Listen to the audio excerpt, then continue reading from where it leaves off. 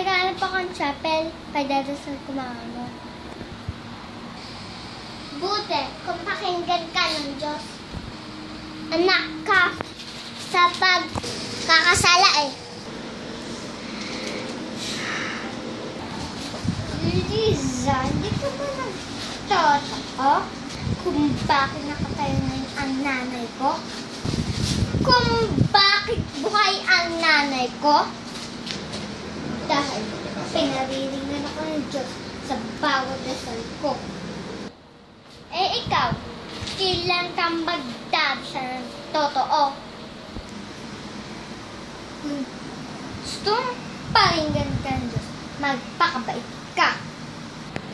Palagi mo yan iniisip kung anong makukuha mo.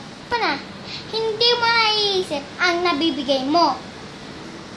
Maawain ang Diyos, Liza. At naaawa rin siya katulad kong anak sa pagkakasala. Subukan mo rin, baka maawa sa'yo ang Diyos. Kahit puro kasalanan ang ginagawa mo,